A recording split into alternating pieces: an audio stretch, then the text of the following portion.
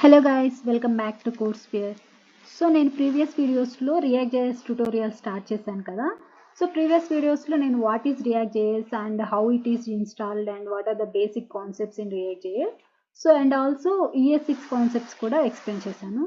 So ఈరోజు concept ఏంటంటే JS6 in react JS. So first ఈ JS6 కాన్సెప్ట్ని స్టార్ట్ చేసే ముందు మన వీడియోస్ ఎవరైనా ఫస్ట్ టైం చూస్తున్నారా అయితే ప్లీజ్ లైక్ చేయండి, సబ్స్క్రైబ్ చేయండి. మీరు సబ్స్క్రైబ్ చేసి నాకు సపోర్ట్ చేయండి.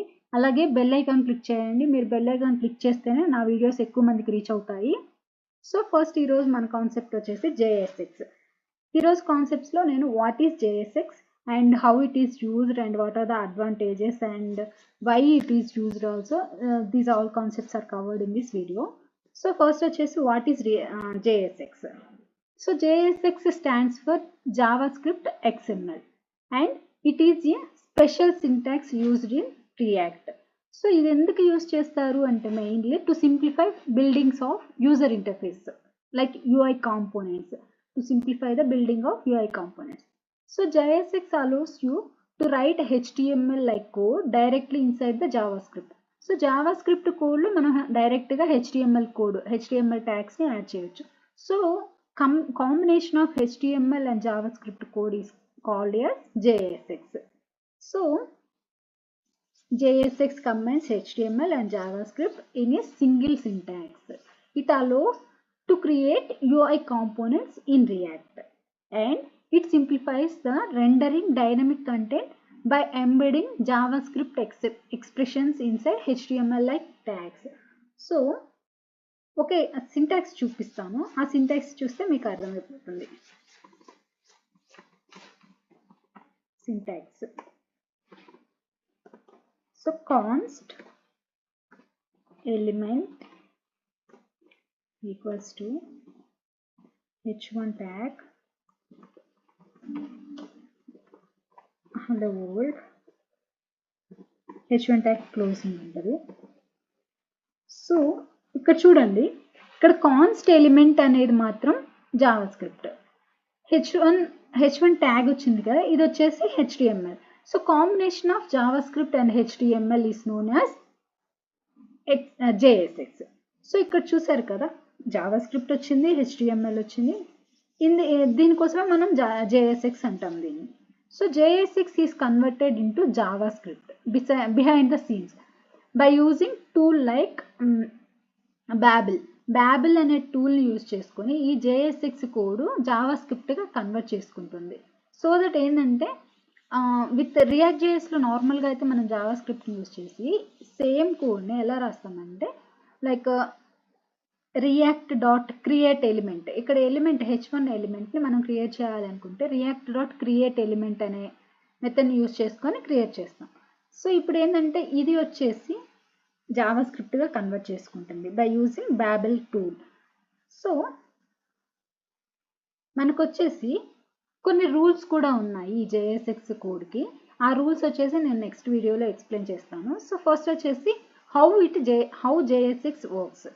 సో చెప్పాను కదా, ఈ JS6 కోడ్ జావాస్క్రిప్ట్గా కన్వర్ట్ చేసుకుంటుంది by using Babel tool and this JavaScript code then creates real HTML elements in the browser DOM. So ఈ జావాస్క్రిప్ట్ కోడ్ని యూజ్ చేసుకొని మనకు అవుట్పుట్ రెండర్ వస్తుంది.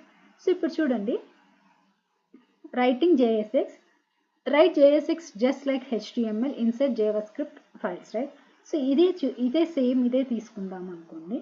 సో ఇక్కడ వచ్చేసి చెప్పాను కదా, ఇది కన్వర్ట్ చేసుకుంటుంది జావాస్క్రిప్ట్. కానీ ఎలా కన్వర్ట్ చేసుకుంటుంది అంటే కాన్స్ట్ ఎలిమెంట్,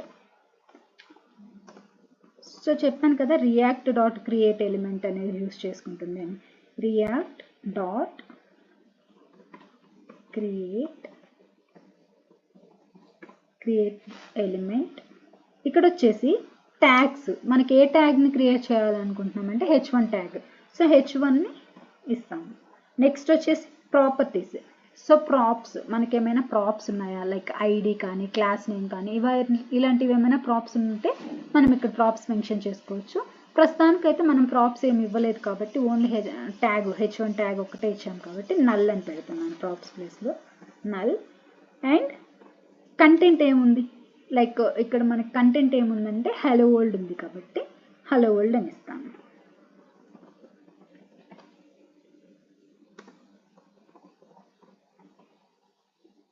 సో ఇది ఏంటంటే మనకి JSX జావా స్క్రిప్ట్గా కన్వర్ట్ చేసుకోవడానికి బాబెల్ టూల్ యూజ్ చేసుకొని ఇలా చేస్తుంది. సో ఇది వచ్చేసి సెకండ్ స్టెప్ అనమాట. నెక్స్ట్ వచ్చేసి రియాక్ట్ క్రియేట్ ఎలిమెంట్స్. సో దీన్ని జావా స్క్రిప్ట్ కోడ్ జనరేట్ చేశాక ఈ JSX అండ్ ఈ uses it to create real DOM elements in the browser. దీన్ని మెన్షన్ చేసుకొని మనకు అవుట్పుట్ అనేది రెండర్ చేస్తుంది స్క్రీన్ మీద. ఓకే, ఫస్ట్ స్టెప్ వచ్చేసి కన్వర్ట్ చేసుకుంటుంది జావా స్క్రిప్ట్గా. ఎలా అంటే బాబెల్ టూల్ యూజ్ చేసుకొని ఈ మెథడ్లో కన్వర్ట్ చేసుకుంటుంది. ఆ కన్వర్ట్ చేసుకున్న దాన్ని మనకి అవుట్పుట్గా బ్రౌజర్లో రెండర్ చేస్తుంది. So 3 steps. సో ఇది వచ్చేసి హౌ JSX వర్క్స్. సో ఇప్పుడు వచ్చేసి రూల్స్ అని చెప్పాను కదా, ఆ రూల్స్ అయితే నెక్స్ట్ వీడియోలో చెప్తాను. JSX యూజ్ చేయడం వల్ల అడ్వాంటేజెస్ ఏమున్నాయంటే improved readability as it easier to write or add HTML in React. So ఏంటంటే ఈ రియాక్ట్ JSని మనం HTMLలో యాడ్ చేసుకోవాలన్నా ఇది చాలా సింపుల్ అవుతుంది. అండ్ ఆల్సో ఫాస్ట్ డెవలప్మెంట్ అనేది ఫాస్ట్గా ఉంటుంది. So JSX prevents XSS cross site scripting attacks, popularity known as injection attacks. So ఈ ఇంజెక్షన్ అటాక్స్ని కూడా మనకి ప్రివెంట్ చేస్తుంది అనమాట. It is also type safe and most of the errors can be found at the compilation time. Compilation టైంలోనే మనకి ఎక్కువ errors అనేది కనిపెట్టచ్చు. And it supports JavaScript expressions and works with virtual DOM, mainly virtual DOM. It works with virtual DOM. So compared to JS, this JSX primarily used for React components with JSX, and JS is generally used for variables and React logic functions. So these are the advantages. So ఇప్పుడు నేనైతే ఒక example code చెప్తాను. దీన్ని base చేసుకొని ఆ example code చూస్తే మీకు అర్థమైపోతుంది. How to implement JSX in actions. So first అయితే మనం ఫోల్డర్ స్ట్రక్చర్ని క్రియేట్ చేసుకోవాలి. నేనైతే ప్రజెంట్ ఆన్లైన్ కంపైలర్ యూజ్ చేస్తున్నాను. మీరైతే VS కోడ్లో రియాక్ట్ ఫోల్డర్ స్ట్రక్చర్ని కూడా నేను ఒక వీడియో చేశాను. ఆ వీడియో కింద ట్యాగ్ చేస్తాను. ఆ వీడియోని చూసి ఎలా రియాక్ట్ JS ఫోల్డర్ స్ట్రక్చర్ని క్రియేట్ చేసుకుంటారో చూసి ఆ రియాక్ట్ JS ఫోల్డర్ స్ట్రక్చర్లో మనకి యాప్ అనే కాంపోనెంట్ ఉంది కదా, ఆ యాప్ కాంపోనెంట్లో మనం ఇలా కోడ్ రాసుకోవచ్చు. సో ఇప్పుడు ఇది యాప్ కాంపోనెంట్ అనే అనుకోవచ్చు. ఇది యాప్ కాంపోనెంట్, ఇది మెయిన్. ఈ మెయిన్లో మనం యాప్ని రెండర్ చేసాం. సో ఇప్పుడు ఈ యాప్ అనేది ఎలా వర్క్ అవుతుందంటే ఈ యాప్ ఈ కాంపోనెంట్ని మనం మెయిన్ కాంపోనెంట్లో రెండర్ చేసాం కాబట్టి ఇది అవుట్పుట్గా డిస్ప్లే అవుతుంది. సో ఇప్పుడైతే నేను ఒక మెసేజ్ ఇవ్వాలి అనుకుంటున్నాను. కాన్స్ట్ ఆర్ఎల్స్ నేమ్ అనుకుందాం. నేమ్ ఇద్దాము. నేమ్ రాజు. సో నేను ఇప్పుడు ఇక్కడ నేమ్ ఇచ్చాను. సో ఈ నేమ్ని నేను రిటర్న్ చేయాలి అనుకుంటున్నాను. ఎలా అంటే ఒక మెసేజ్ తోటి రిటర్న్ చేయాలి అనుకుంటున్నాను. రిటర్న్ H1 ట్యాగ్ని యూజ్ చేస్తాను. H1. సో ఇక్కడ నేను హాయ్ రాజు అని ప్రింట్ చేయాలి అనుకుంటున్నాను. Hi space.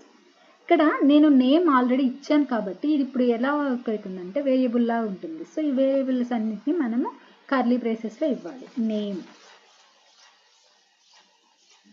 సో ఇది. సో ఇప్పుడు నేను రిటర్న్ చేస్తున్నాను. ఏమి హాయ్ రాజు అని ప్రింట్ అవ్వాలి. చూద్దాం ఏం వర్క్ అవుతుందో.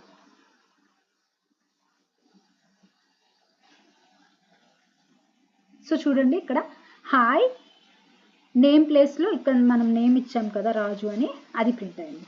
సో ఇలా అయితే మనం ఈ JSX యూజ్ చేసి కోడ్ రాస్తాము. ఓకే, సో ఇది ఈరోజు కాన్సెప్ట్. నెక్స్ట్ వీడియోలో నేను what are the rules for JSX అనేది ఎక్స్ప్లెయిన్ చేస్తాను. ఈ వీడియో మీకు నచ్చినట్లయితే ప్లీజ్ లైక్ చేయండి, సబ్స్క్రైబ్ చేయండి, అలాగే బెల్ ఐకాన్ క్లిక్ చేయండి. Thank you for watching.